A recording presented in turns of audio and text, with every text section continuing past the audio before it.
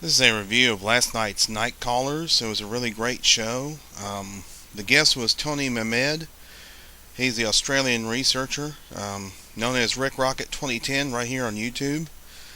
And he talked quite a bit about some of the interesting cases that he's heard about, and also about his sighting of the Yowie. He researches the Australian version of our forest giant, the Sasquatch or Bigfoot. And anybody who knows anything about the Yowie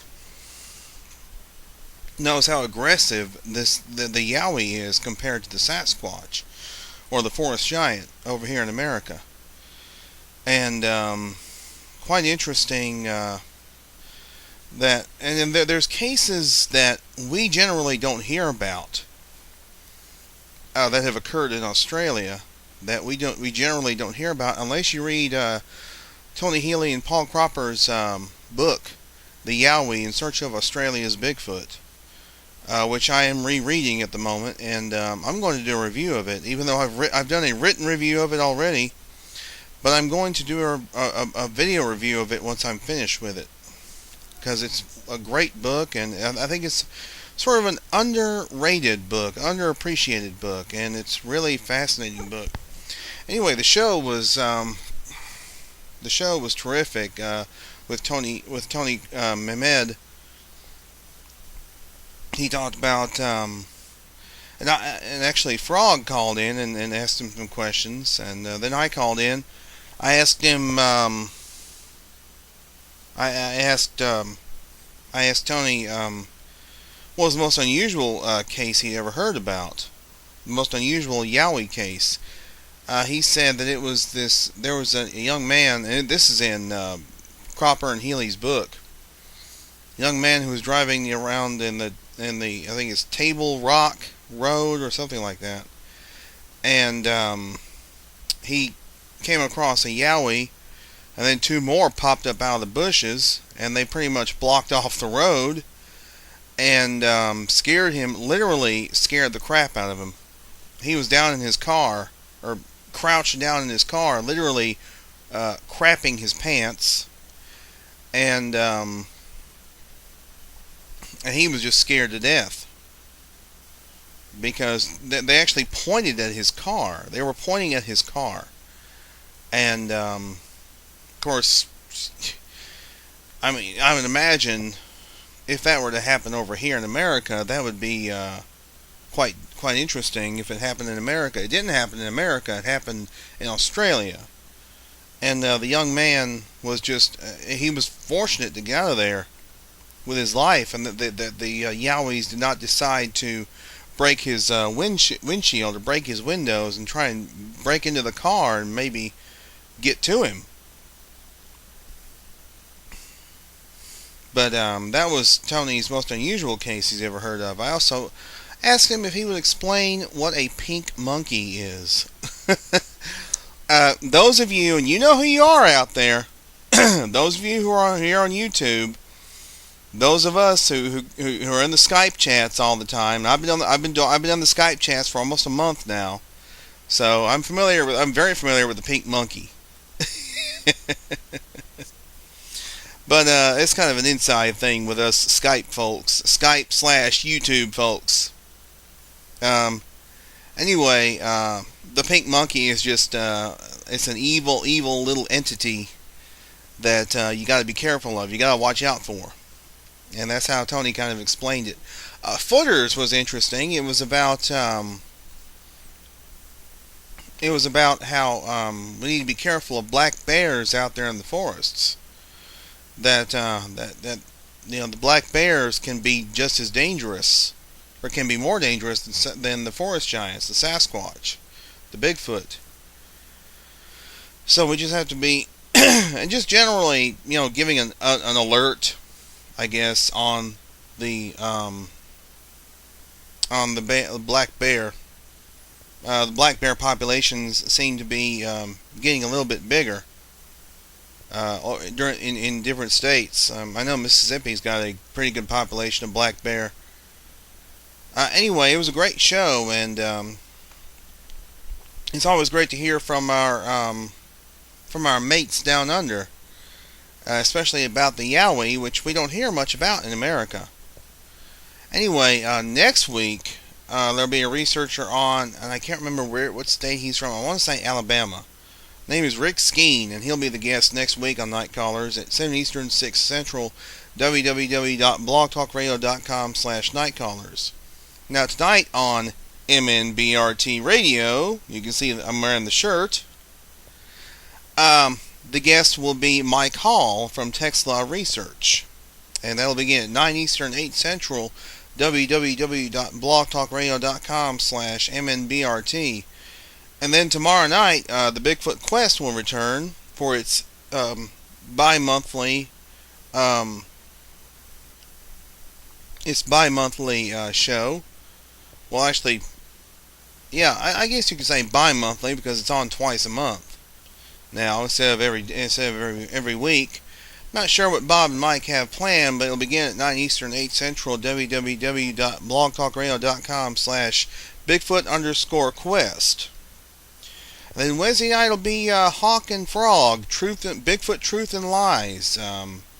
I think their show begins at 8 Eastern, 7 Central, www.blogtalkradio.com/Bigfoot Truth and Lies. Not and lies, but the N. There's an N in there. That represents the word and. So it's truth and lies. And they're thinking about doing a round table. They are doing a round table with several of our, I think it's this week, with several of our YouTube folks. I think I'm going to be involved in that. I know that Geronda is going to be involved in that. Also, Tony, our good friend from Australia, he'll be involved in that. That ought to be a lot of fun. It'll be this Wednesday night, 8 Eastern, 7 Central, on Bigfoot Truth and Lies. I did not listen to Squatch Detective last night because I was supporting Tony on Night Callers. And I apologize, Steve, and I'll try and listen to your show from last night at my earliest convenience. But anyway, one other thing I do want to review before I go any further, and that is I finished listening to this last night. This is the Bigfoot Observer's Field Manual, written and narrated by Robert W. Morgan. A practical and easy to follow step-by-step guide to your very own face-to-face encounter with the legend. And I do recommend this, by the way. This is really great. This tells you how to have the perfect encounter. And it's kind of a continuation of his Bigfoot The Ultimate Adventure, the cassette series that he had out in the 90s. And this is now Pinewinds Press has a in-print book, a short booklet on this, but this is the CD.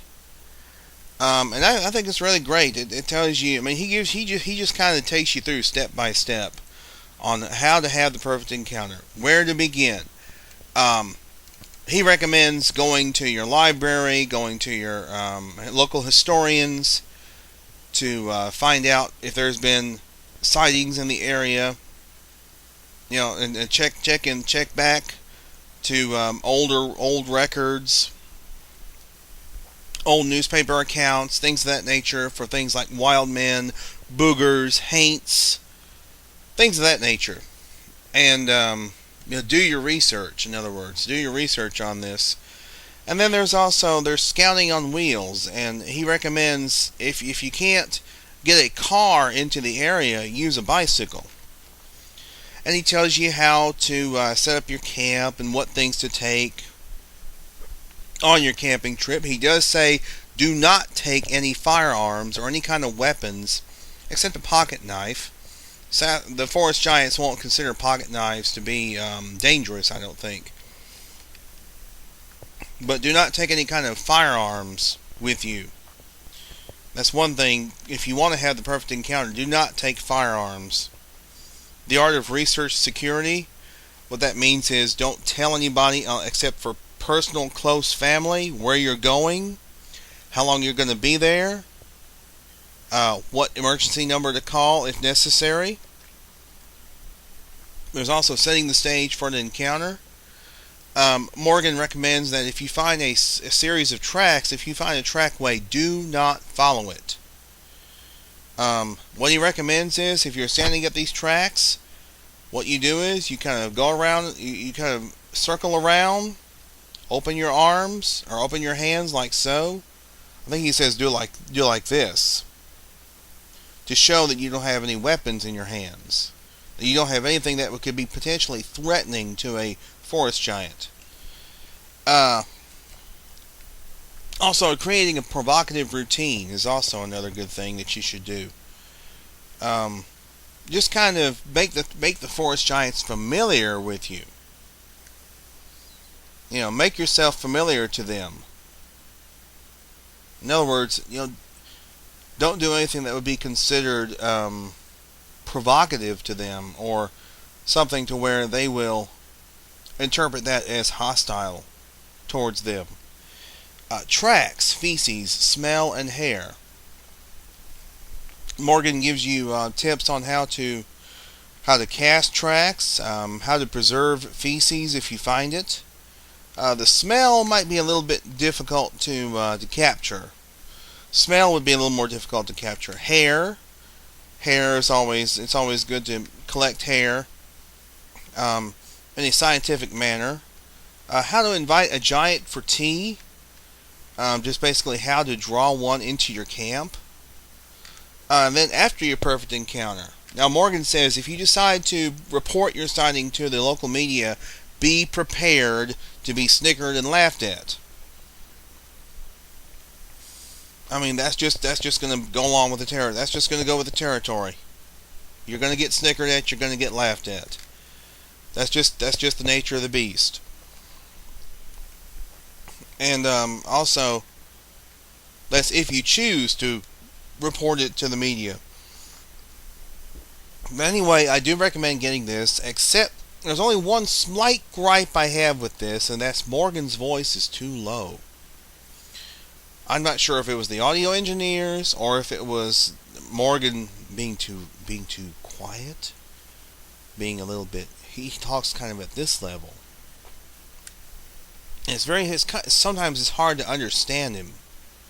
You have to strain to listen to it. That's about the only gripe I really have with this. Other than that, I do say this is a 5 out of 5 stars. I do recommend this. It's available from Pine Winds Press. Just go to www.strangerthanstrange.com. You can find all information about Pine Winds Press's books on the forest giant. They've already got the Bigfoot casebook updated, as well as Sally Shepard Walford's Valley of the Skookum. Robert W. Morgan's other two books, or his two books, The Soul Snatchers and this. Oh, and also Jeffrey Wells' Bigfoot in Georgia as well. They have that available. So anyway, with all the Bigfoot shows on Blog Talk Radio, as always, we do encourage you to please tune in and support great research, and we recommend that you get this if you get the time. So that's my reviews, and we'll see you guys later.